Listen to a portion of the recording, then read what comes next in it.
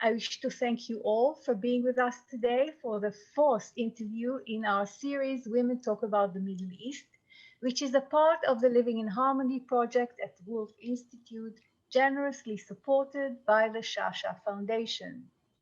For those of you who didn't have the time to be with us in our previous interviews, not to worry, I just put the links to the previous interviews. They are already uploaded on YouTube, and I'm sure you will listen to them and enjoy each and every one of them.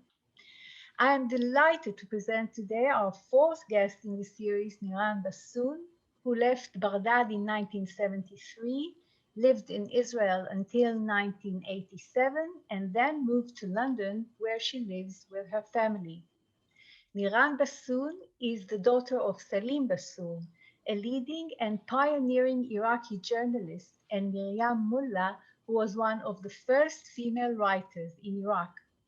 Niran is a renowned and admired leader in bridge building between Iraqi Jews, Muslims, and Christians, and between other ethnic groups of Iraq.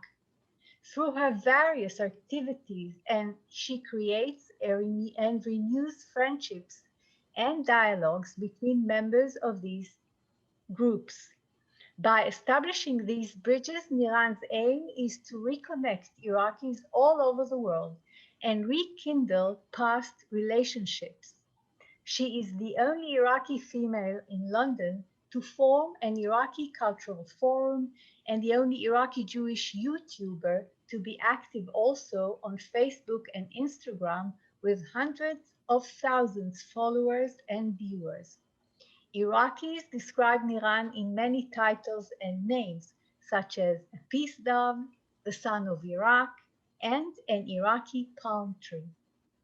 In our talk today, we will touch only briefly Niran's childhood in Baghdad, and then we will focus on her blessed activity.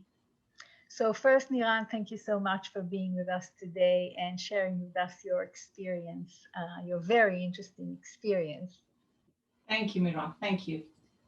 Of course, 25 minutes are not enough to cover all the aspects of your very, very important activity, but we'll do our best to emphasize or highlight the most important and central points. After our 25 minutes of talk, we'll have another 15 minutes of questions. So please, if you have any questions, please send it on and we'll do our best to reply to all your questions. So Niran, let's start from the beginning and share with us our memories of Baghdad, your childhood in Baghdad, and particularly your parents. Okay, I was born in Baghdad, Iraq, and to those who Iraq for them is what Iraq now, I just want to give a brief background that if we think about Iraq, we need to go back like 2,500 years and remember Babylon. The Jews were taken from Jerusalem to Babylon. So Babylon is a very important city or area or, country for the Jews. So for me, I feel privileged actually to be Iraqi.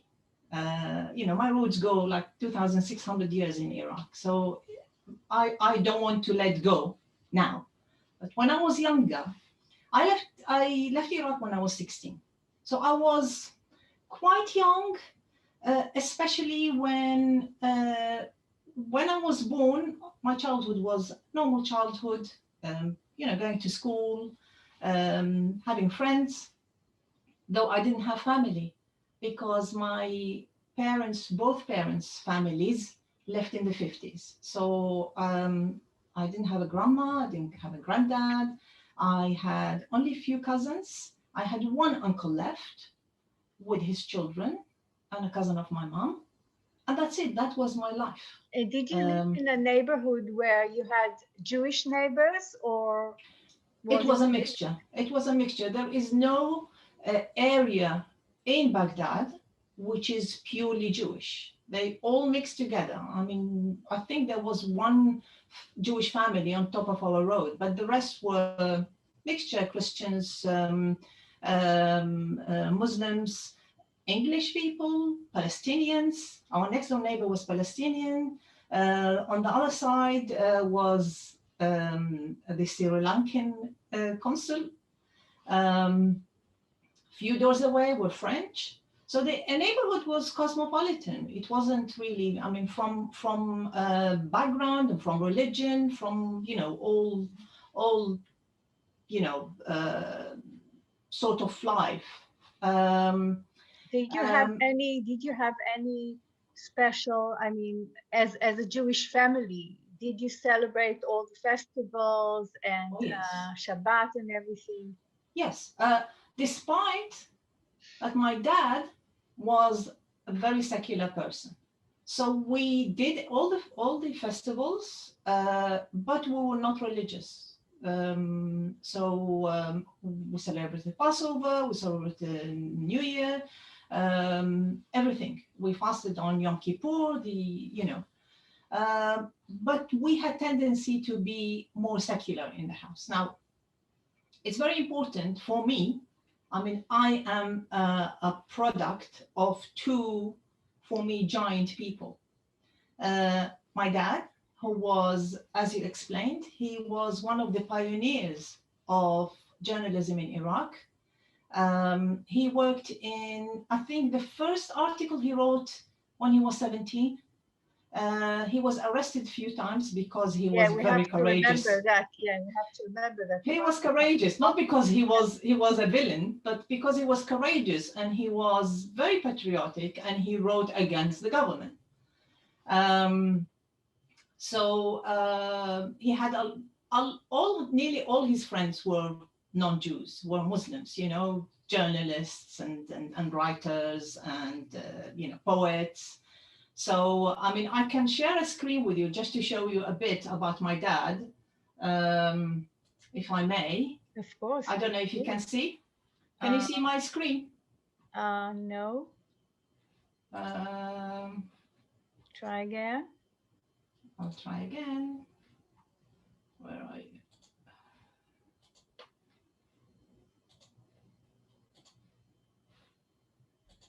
Can you see my screen? Hold, let me just share my screen. That's it. Okay.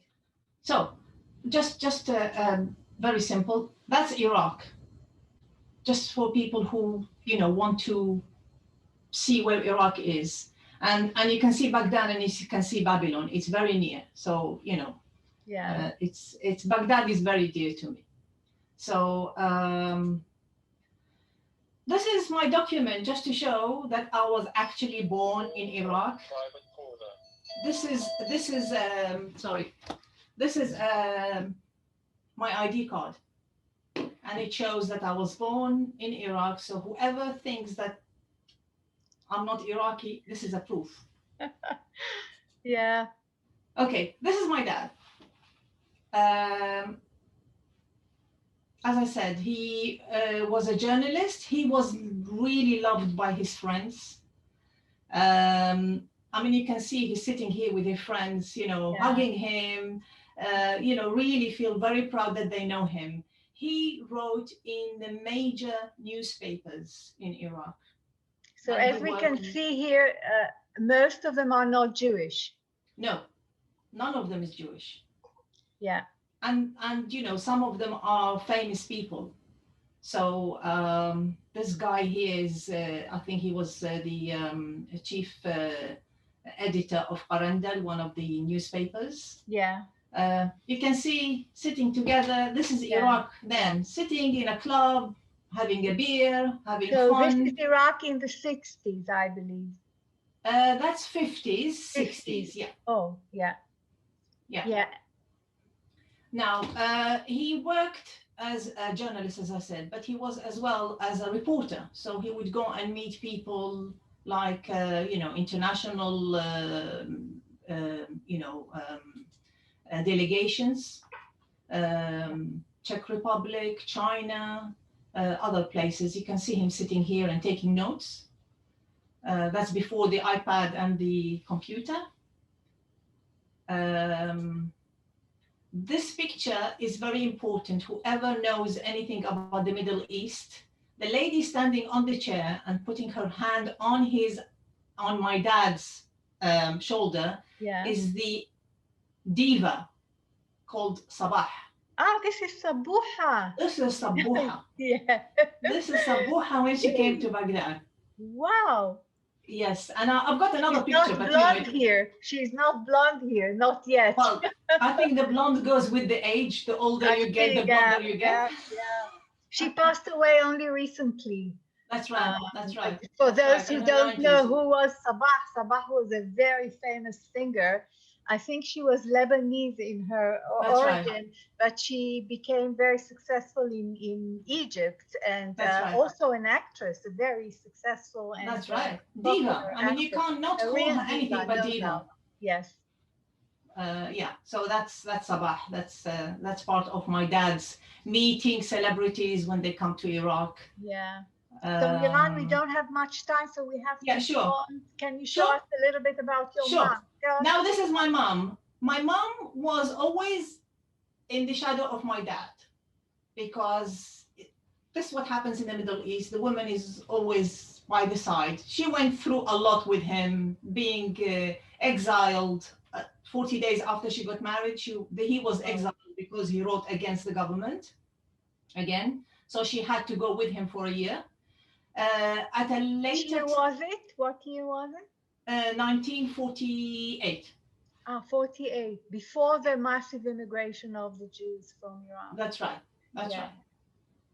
Yeah. So, but it was with the establishment of the State of Israel. We're talking about. Yeah, but it has nothing to do with it. Just because they took few, they exiled few Jews, mainly communist, leftist, socialist. Yeah. So, the story of Badra, where he was exiled, which was a village on the Iranian-Iraqi border, it's a whole story. And we did a reunion with the children of Badra last November in Iraq, in Israel.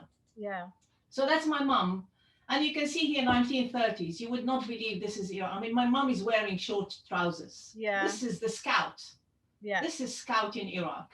Mom loved poetry, loved literature, and loved maths and sport. But unfortunately, she could not finish her studies because her dad passed away and her two brothers passed away. So she stayed at home with her mom, and then at a later stage, she got married. That's my mom. This is a beautiful She's my diva. Picture. Oh. She is my diva. You can see that she has this look of an intellectual. Absolutely, absolutely. At a later stage, she started writing stories. I mean, she was one of the pioneer women in Iraq to write short stories. I think the earliest was again in the 40s. And at a later stage in her life, in her 80s, she learned to use the computer, and she wrote short stories, and hopefully soon will print her book. And poetry. Poetry in the Arabic spoken dialect. Really touching the heart. Okay, so this is my dad and my mom got married in 1948. And as I said, 40 days after that, she had to actually carry plates and clothes and go and wash them in the river because it was a village. Yeah. My mom worked in a school at a later stage because my dad could not continue working in journalism because when the Ba'ath Party came to power, it became dangerous for my dad to work in journalism. So she worked in the school, and she's here standing, just outside the head office in the school. And this is a school trip, which gives you a bit of insight about the Jews at that time. This is the 60s. Went out on trips. That's a school. And in this school, in the picture here, there is Christians, there is a Muslim, there's a French lady, and Iraqis, students and teachers. Fascinating. So it's a completely integrated life. Absolutely, absolutely.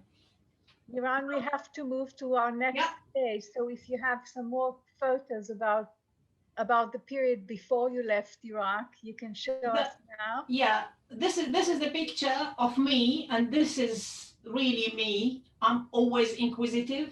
I'm the one who's sitting, and everyone is. My Open sister is eyes. asleep. I'm there. Yeah, I'm there. yeah. So yeah, that's quickly pictures in Babylon. Oh, beautiful. That's Famous Ishtar Gate, event. and this is the Lion of Babylon. Yeah. These are trips we used to do Mm. in Iraq to Babylon, to Hilla, and to other places. And this is in the 60s as well. We used to go to a country club, and in the big picture here, there are Christians and Muslims and Jews. And very elegant people. This is something that really Absolutely, fascinates me. They're always absolutely. with suits and elegant dresses, the women. It's fantastic. So in 1973, you leave Iraq. We don't have time to talk about why and how. The how is also very interesting. You leave Iraq and you move to Israel, and then in '87 you moved to the UK. So in both places, I wonder, how did you see yourself, and how much of Iraq was in your mind at that time? To be honest with you, when I left Iraq, I left it behind.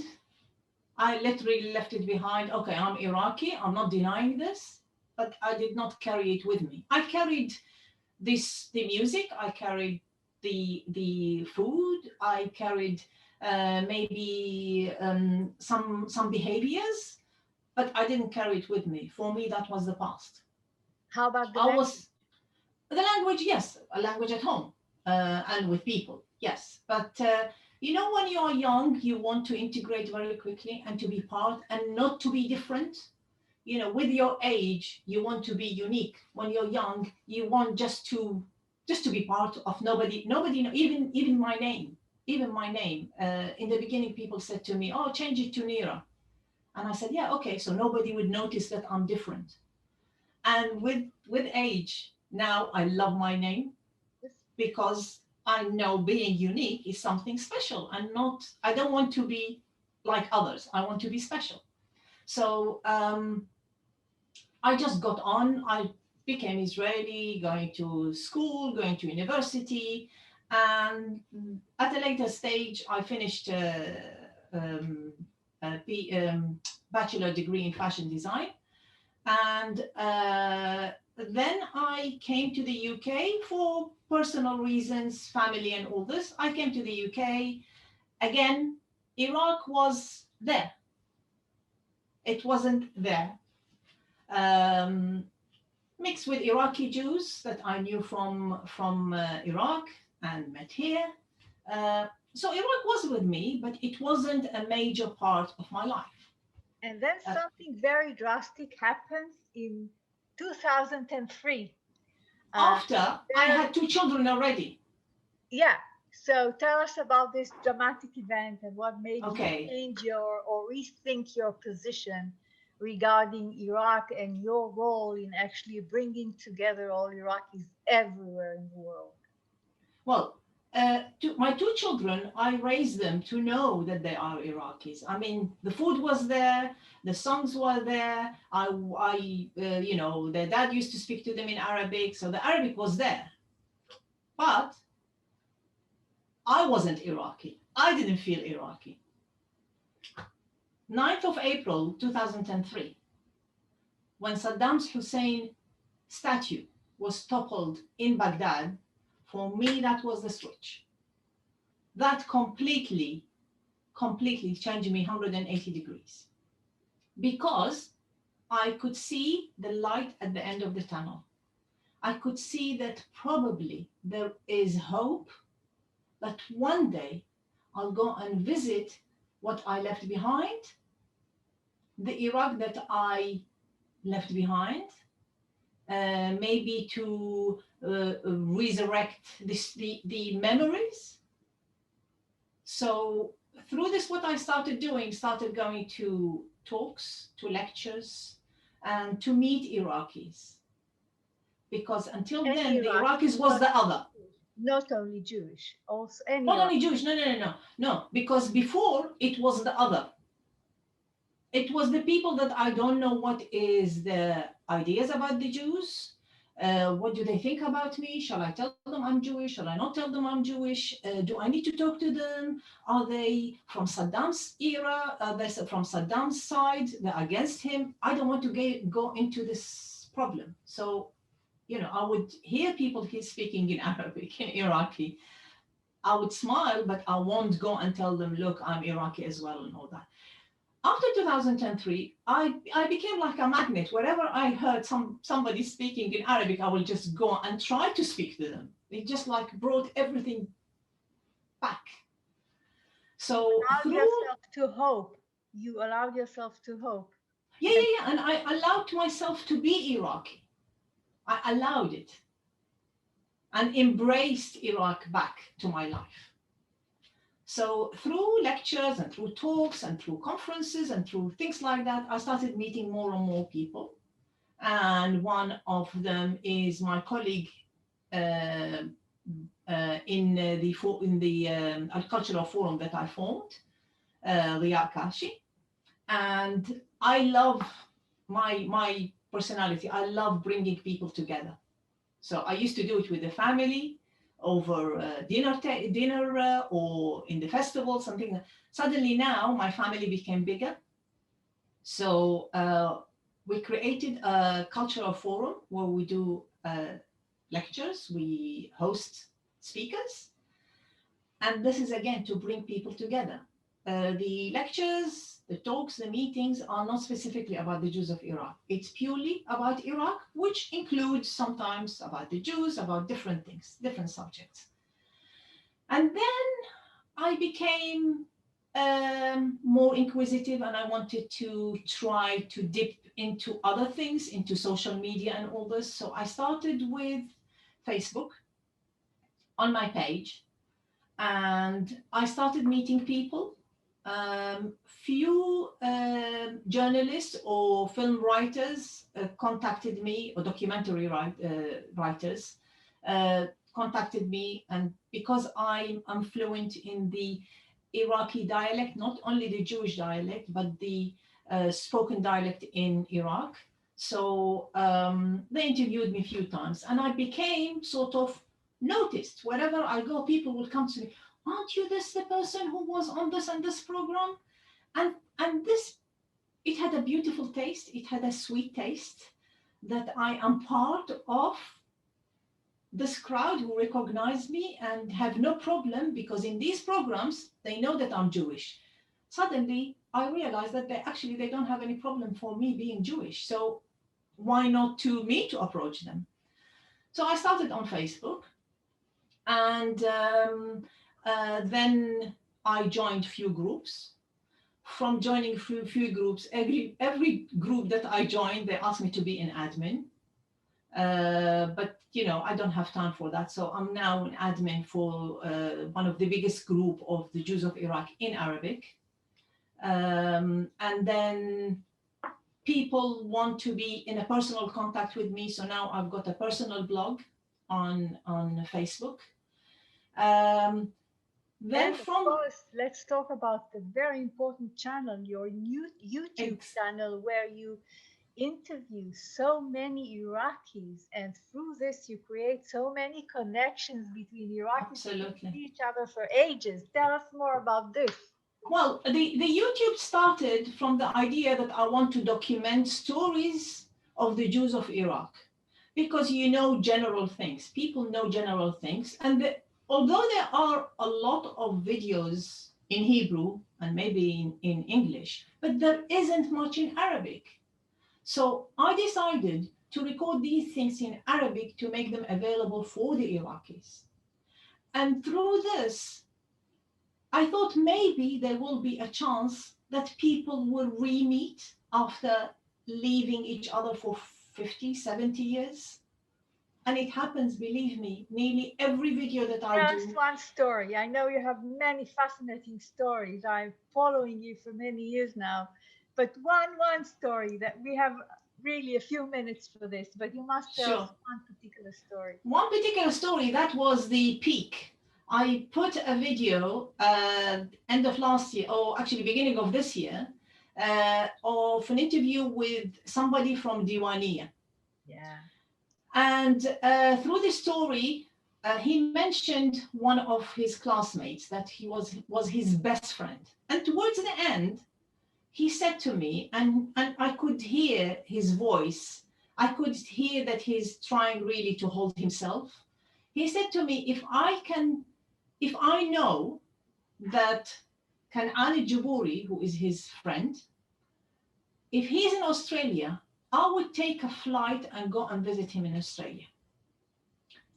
It didn't take few days, within the week, the daughter of Kan'an put a note, put a comment on YouTube and said, I am the daughter of Kan'an. We would like to be in touch with Sabah.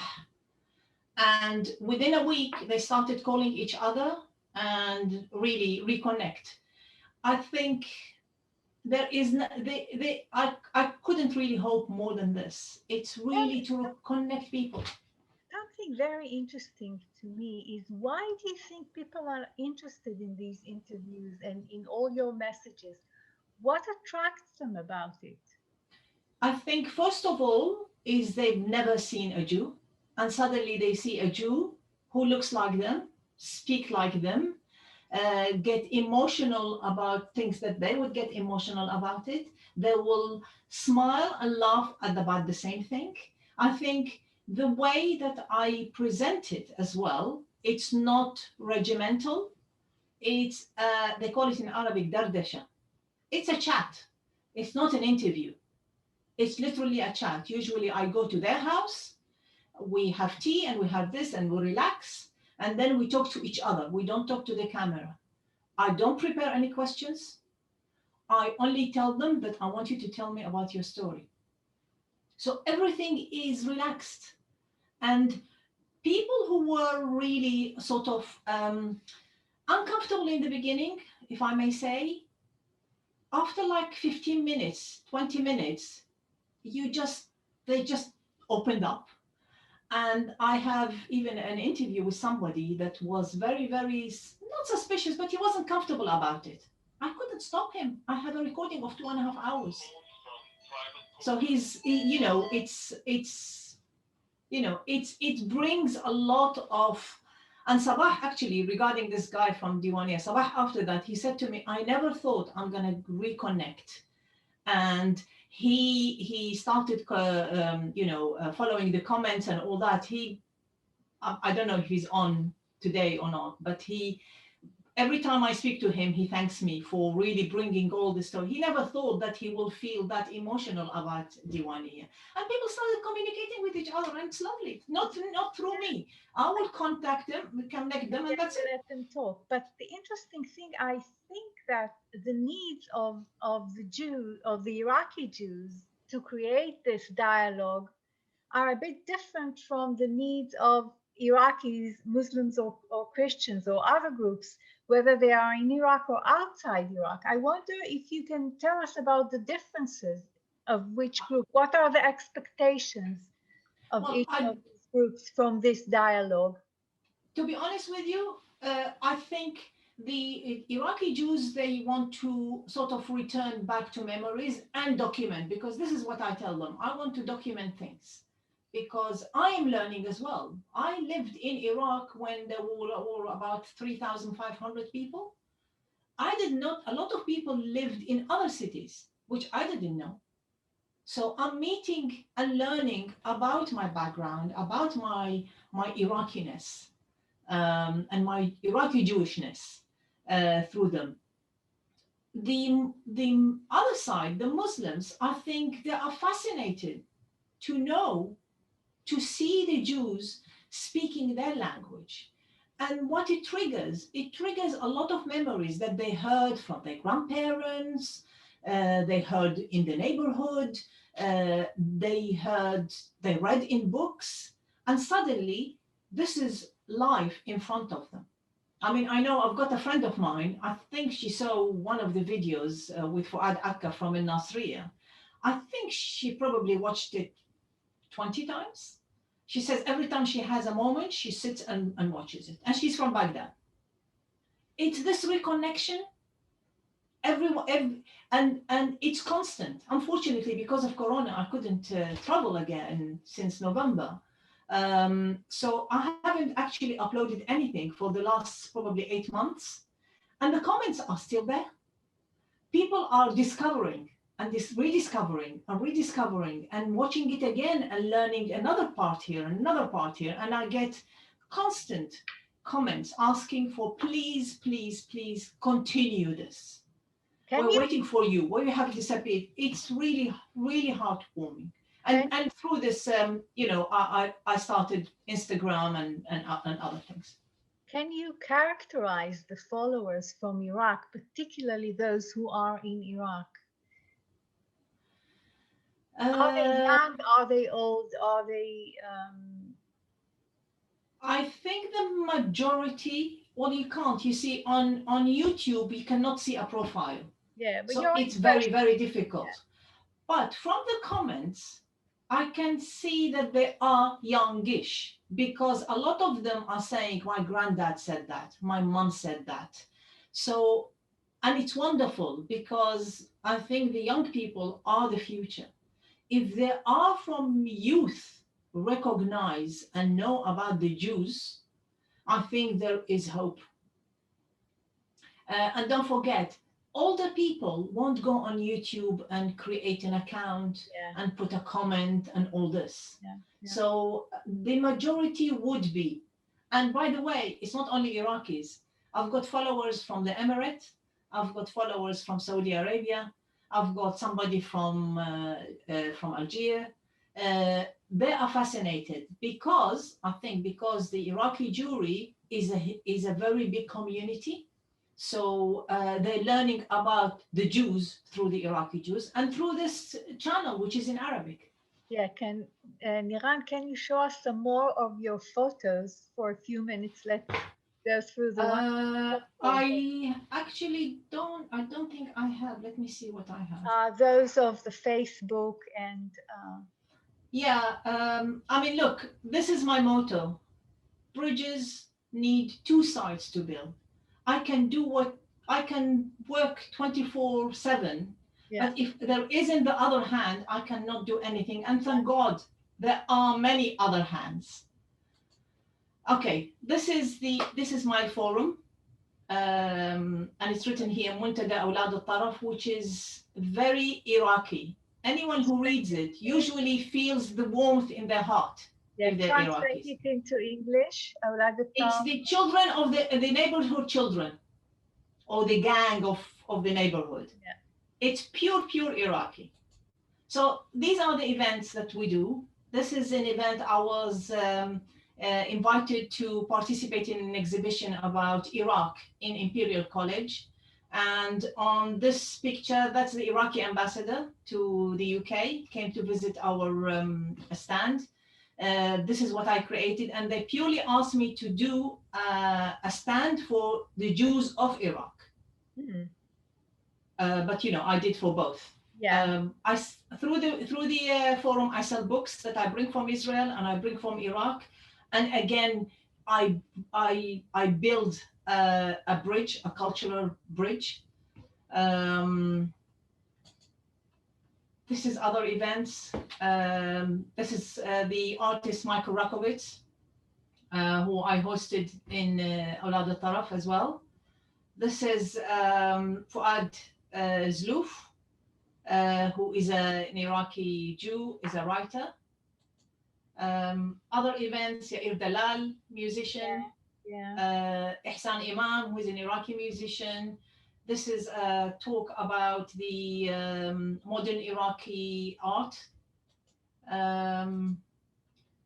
These other events about commemoration for Shmuel Moreh, Sami Moreh. Sami Zubaydah, we hosted him twice. Sami Moreh, he is one of the events. And this is Adil Darwish in one of the events. We did an event about the stamps in Iraq. This picture is the Iraqi Cultural Center I was presented with an award for bringing my dad's book back to Iraq. That's another story. Yeah. This is me giving a speech here in Meidabel Synagogue. Mm-hmm. This is my YouTube channel. Now, to whoever wants to follow my YouTube channel, it's called Nurunar. I wrote it here at the bottom. Yeah. Nurunar. Nurunar, it means light and fire. Fire. And this is the name which was given to me by the Iraqi president, who was a president between 1958 and 1963. His name is Abdul Karim Qasim. These are all different. This is only few of my videos. I went to the market and I recorded people playing, these are events, social gathering in my house, in other houses. The middle picture is a beautiful picture. I don't know if people can see. On the right is an Iraqi Christian priest, me, Iraqi Jewish activist, Nadia Murad, the Azidi lady who received the Peace Award, and a Muslim sheikh. Wonderful. This is what I always try to achieve, that people Wonderful. are together. Wonderful. And here it's we don't have too much time. I would like to ask you the last question, and if you can give an answer, a very short answer. Sure. I like to ask all our interviewees, what are your hopes? What are your dreams? What are your wishes for the Middle East in general and for Iraq in particular? I think wishes, I don't need to elaborate. We all wish that Iraq will be on top of the world, for me. What I can see that there is a lot of hope. And the hope is from, as I said, the young generation. I believe that they will change things because they are there with an open mind. They know that the world is in their hand. It's all in their hand. It's in the mobile. Forget the computer, forget this. It's there. They can connect with everyone in the whole world. They can connect with Jews of Iraq and Israel. So you see, a lot of people have the problem still. Iraqi Jews in Israel. With time, even this is dropping because they see the Jews of Iraq and Israel and they see that they're like them. So I am hopeful. Maybe not in my lifetime, and I know that. But for me, I have to plant the seeds. So maybe the others, and hopefully my children. And I just one request I would ask anyone who's watching this now or in the recording, especially the Jews, people like me who left in the 60s, 70s, who can still communicate in Arabic. Please try to reconnect, because we are the last generation that we can build this. Our children won't be able to do this. We have to reconnect and talk to the Iraqis eye to eye. We can speak to them, we can write to them, we can communicate. That's my hope.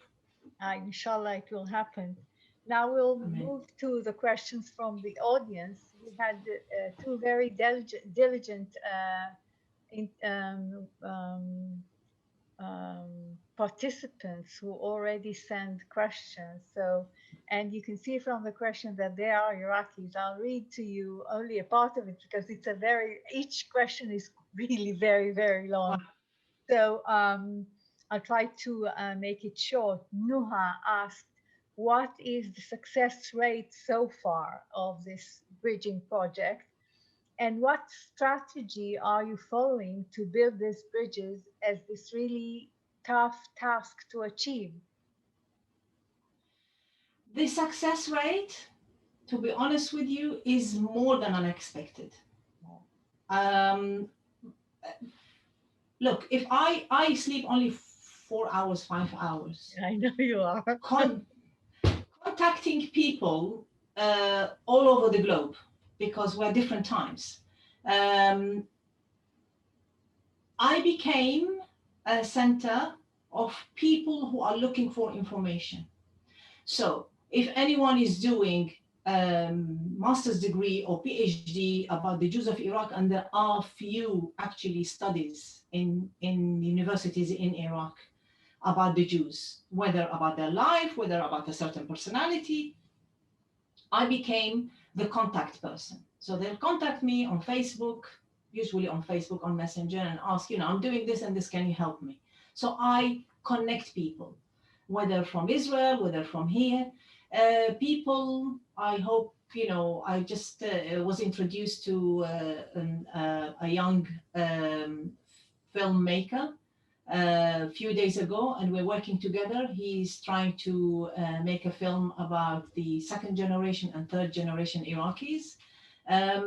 So if there are people who are interested to search and to make films and to make documentaries, for me, I achieved what I want, because it means people are searching. I don't want people just to read without searching. So for me, I can tell that it's more than I expected, and I'm glad. Yeah, that's right. Sorry, what was the second part of the question? I can't remember. It is a tough task. It is. It is, and I do sometimes wake up or middle of the night at 4 o'clock in the morning when I need to wake up at 7 o'clock and go to work. I say to myself, why do you need it? Why do you need it? I wake up in the next morning. Before I even get out of bed, I check which messages I got so I can respond to people. Fantastic. So it's a mission. It's a mission. Yeah, it is. And we have another question, and I'm afraid that will be the last question because we are running out of time. This is from Samir. Samir asked the following question: the Iraqi Jewish community in diaspora might have an influence on the attitude of the West towards Iraq. Is this statement correct? And if it is, how can they help their native country, Iraq? And if this statement is not correct, in what way can Iraqis of different religions can get involved in rebuilding the Iraqi society that has become the victim of 4 decades of wars and political instability? That's a long question. Yeah, Samir, I don't think... It's very interesting that there are expectations that the Iraqi Jews would help somehow again in rebuilding Iraq. That's very interesting. Well, I think there is a chance that the Jews of Iraq can rebuild, but only when the grounds are right, not now. And I don't think the Jews of Iraq can change the Western government's attitude to Iraq. I think it's the duty of all Iraqis. It's not only the Jews, the Christians and the Muslims and the Kurds and the Arabs, all of them. And this is what I'm trying to build. I'm trying to build sort of in Iraq, in the diaspora. And then we can work towards influencing maybe the countries that we live, not only the Jews. The Jews, I tell you what, I mean, and sometimes I think it's wrongly thought that the Jews, because they have money and they have this, they have that. No, not all Jews are rich. Not all Jews are influential. So I think putting the hope on the Jews to do it, I think it's very, very wrong. But if the ground in Israel, I mean, if there are possibilities in Iraq that we can contribute as Jews, maybe in the future, to rebuild it, I think the Jews will run. They won't walk. They will run to build. Don't forget, Jews of Iraq were one of the, there were the pioneers in establishing trade, establishing businesses, schooling, they have it there. They can re-help. They can redo it. But the grounds have to be right. Well, let's hope that this ground will be appropriate very, very soon. And Niran, thank you so much for being with us. Thank you. And I hope that all your aims and wishes will be fulfilled very soon. And thank you to all our viewers. And I hope you enjoyed this interview. Good evening to you all. Bye-bye. Thank you. Bye-bye.